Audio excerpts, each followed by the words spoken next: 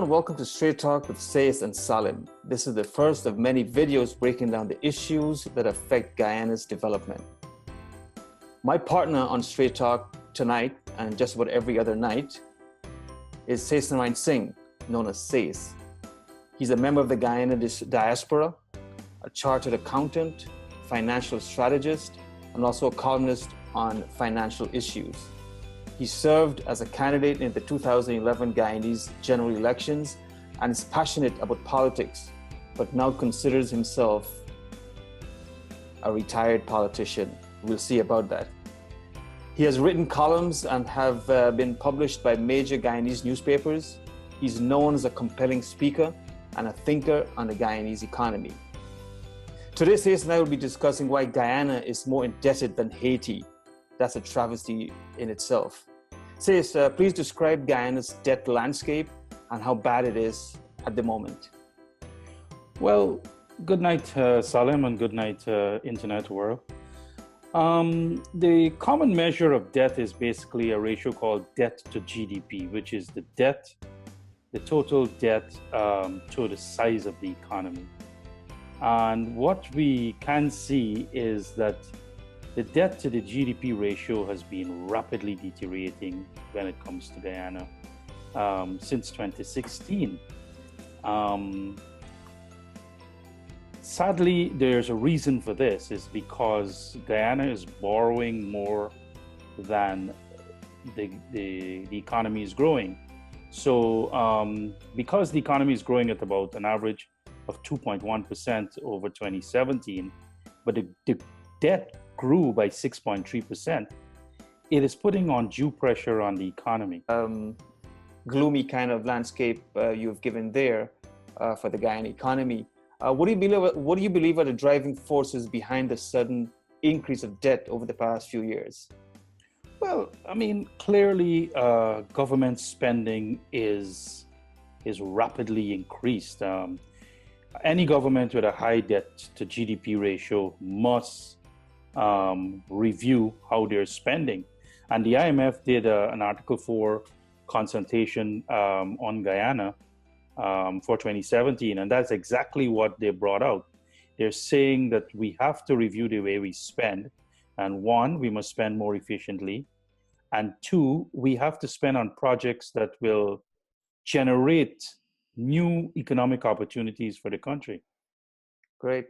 And you mentioned that that the debt is growing faster than the economy in one of your articles. Mm-hmm.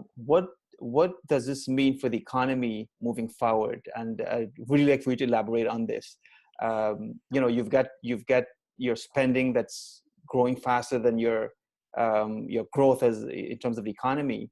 It must mean something really bad in the future for Guyana. So if you can elaborate on that, I'll really appreciate it. Well, I'll back it up with some statistics, and then I'll tell you what the consequences of these deteriorating statistics. For example, the IMF in their report, not my figures, this is certified numbers by the IMF. The IMF certified the debt to GDP ratio in 2017 at 52.2%. And they projected it to rise to 57.1% by the end of 2018. I've looked at the Bank of Guyana first quarter numbers, and it's already at 54%. 54% of the economy, the size of the economy, is now debt. That's the size of the debt. And hence the IMF is not wrong on their projection because the actual empirical evidence is proving them correct. The consequences of such a rapid escalation in the debt to GDP ratio can mean many things. One, you can be crowding out the private sector because you got to tax the economy more, you got to tax business more, you got to tax workers more to get more revenue to pay, to service the debt, as they call it. Guyana is now faces with increased debt service costs. For example, in 2017, the domestic debt service payment increased by 11.7%. That's to pay the domestic debt. And then to pay the external debt, which is the foreign debt, that increased by 13.2% in 2017. So clearly that is explaining that The budget will have to increase. They'll have to tax people more to get more money to pay all these debts. I mean, it's as simple as that. The other big challenge is in their desperation to borrow to continue to prop up an economy that is not having adequate investment, new foreign direct investment, and so forth. They're going and borrow money from organizations that are not being traditionally having what you call, when you go to a bank, you go on a matter of trust. So if you go to organizations and borrow that doesn't have a track record of trust, you could be borrowing money at higher interest rate from people who do not have the kind of credibility and stability. You see, when you borrow money from, like, let's say the IDB, there's a term and there's a contract and there's fixed payment schedules. You don't know if this is going to be the same with some of the non-traditional borrowers. And they can call in these debts early and put severe pressure on the economy. Now, what are some examples of these non-traditional lenders?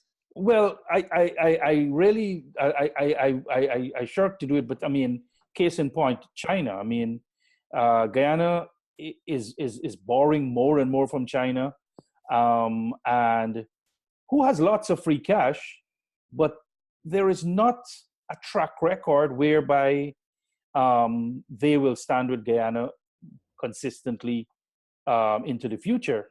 I mean, we don't know how they will react if their economy change. Will they call in all of these debts, and what will happen to Guyana? But also, Guyana is actually enslaving itself, because when China lends you all these monies, they're basically using it as an opportunity to buy your political vote at places like the United Nations. The other thing that this increasing debt is doing, it stifles economic growth. In addition to that, when you continue to borrow, you have to expand the budget to fund these debt. So you basically are on a track to put a lot of pressure on the private sector to generate more taxation. And if they can't, then you're forced to increase the taxation. It could also cause inflation in some cases.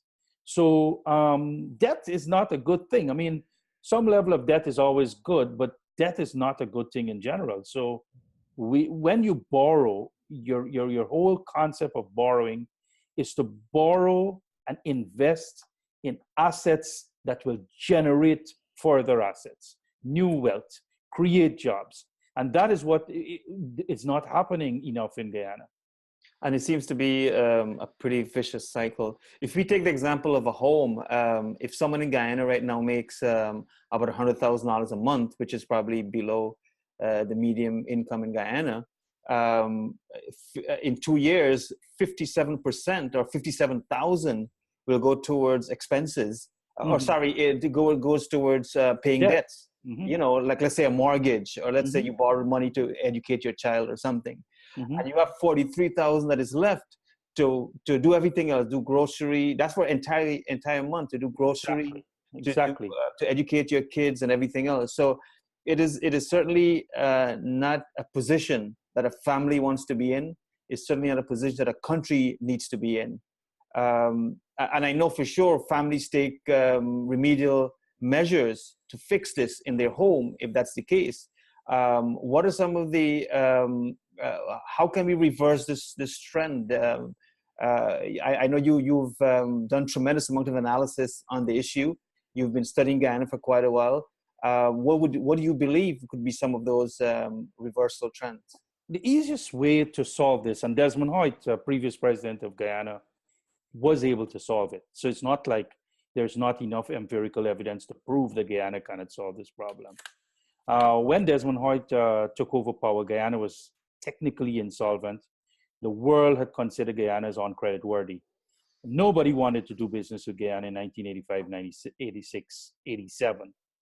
1988, what Desmond Hoyt did in 1988 is a very simple solution. And that's why I do not understand why the politicians are not doing it more actively. He went to all the major capitals of the world, and he basically says, hey, Guyana is in a bad shape, but we're open for business.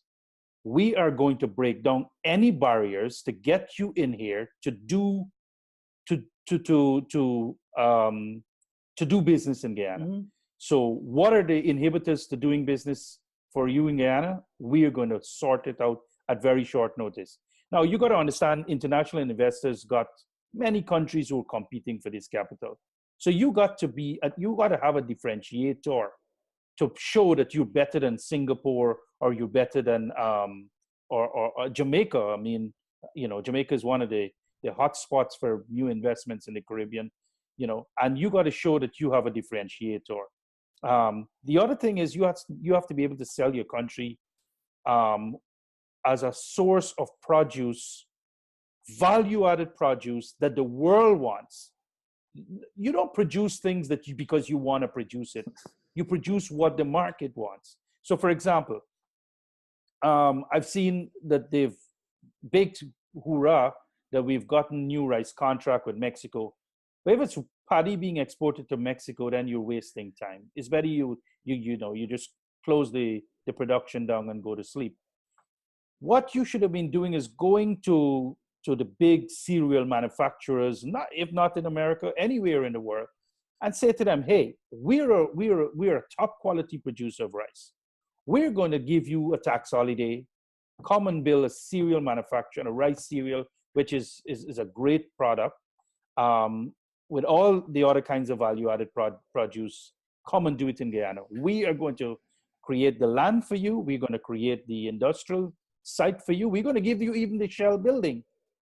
We want you to bring the machinery and the technology and the know-how, and we want you to hire our people, train our people, and hire our people to do it.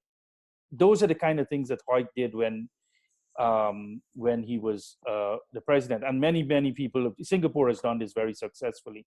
Privatization is another route that they can do, is that, again, we have gold and diamond in this country.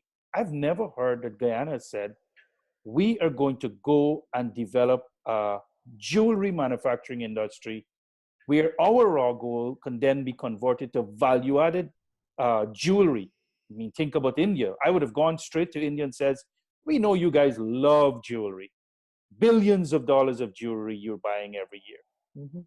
Send us your technicians. We're going to give you the housing. We're going to give you the land. We're going to give you everything.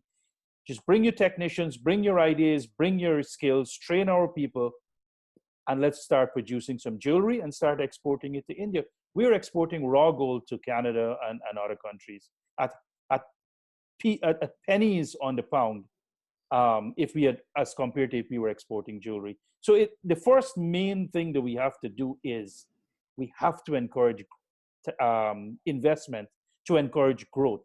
And the only way, the easiest way of doing this is through the private sector.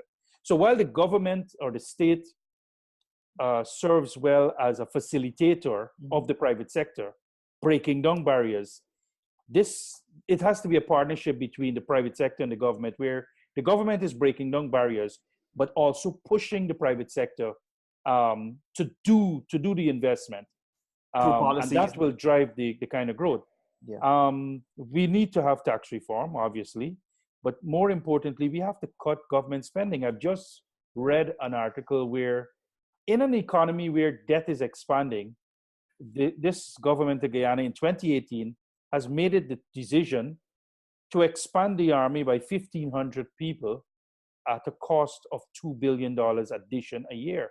That's $2 billion that could have gone into industrial estates, into investment tours, bringing people to this country to understand what we produce. That could be employment for those 1,500 folks. Of course. We don't need 1,500 more in the army. It's a ridiculous idea. But of course, it means the priorities of the current government is a bit confusing. And those, you see, when you expand the army by 1,500, it doesn't pay for itself. It means you have to tax the private sector to pay for these 1,500 armies. But if the private sector is being crowded out and stifled, then there's not going to be any growth in the taxation, or the taxation is not going to grow at the kind of level that you want it to grow. Yeah. So I mean that's another example, prime example of an expense-driven administration as against a revenue-driven administration. I know you have your ears and your eyes very close to Guyana. You've been doing a lot of writing and some great work, of course. Do you think the current administration, and I think you've touched it a little bit, they understand the severity of the problem and where it's going to lead Guyana? And do you believe they're looking at steps that can meaningfully change that direction? Well, let's look at the severity of the problem. I mean, you have what you call some benchmarks that you really don't want to cross. And one of the benchmarks that Guyana has always measured itself by is you don't really want to cross the $2 billion mark, $2 billion US mark on the stock of debt. But that's going to happen in 2018. For the first time since 2014, Guyana is going to surpass $2 billion in stock of debt, 2.12 billion to be exact. Right now, at the end of 2017, it was 1.86. It's already at about 1.93 billion already. So we are clearly